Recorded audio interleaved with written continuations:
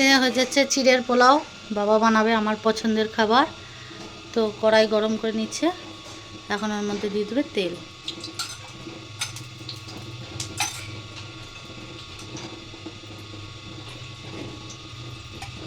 এর মধ্যে দেওয়া হবে সর্ষে,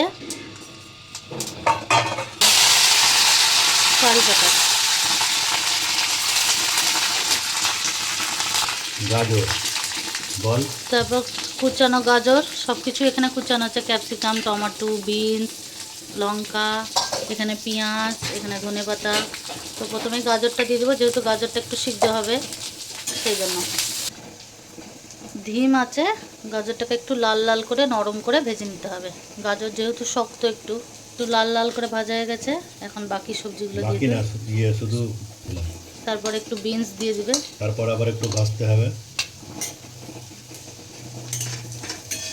এবার এটাকে একটু ভেজে নিতে হবে। এটাও একটু শক্ত জিনিস, সেই জন্য এটাকে একটু লাল লাল করে ভেজে নিতে হবে, খুব লাল না। তারপরে এই দুটো ভাজা হয়ে যাওয়ার পর এখন দিয়ে দিতে হবে পেঁয়াজটা, কুচিয়ে রেখেছিলাম সেই পেঁয়াজটা দিব। আর ক্যাপসিকাম দিয়ে দিবে।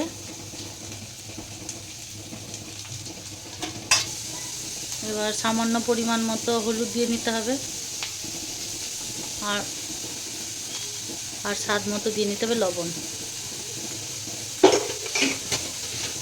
আর দিয়ে নিতে হবে লঙ্কার গুঁড়ো।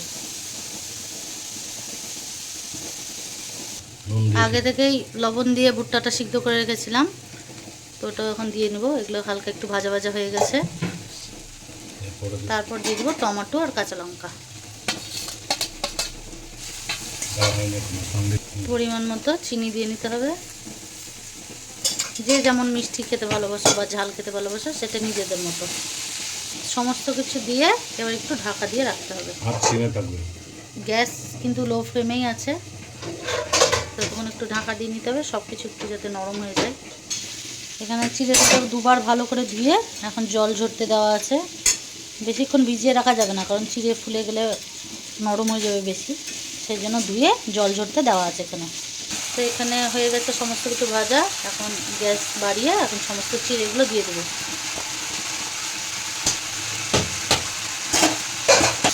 এবার চিড়ের সাথে সব সবজি মিশিয়ে নিতে হবে,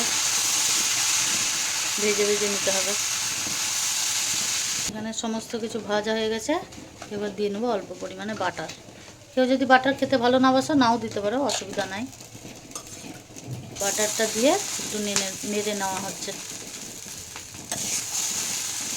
এবার সব কিছু হওয়ার পর উপর থেকে দিয়ে দিতে হবে পাতিলেবুর রস,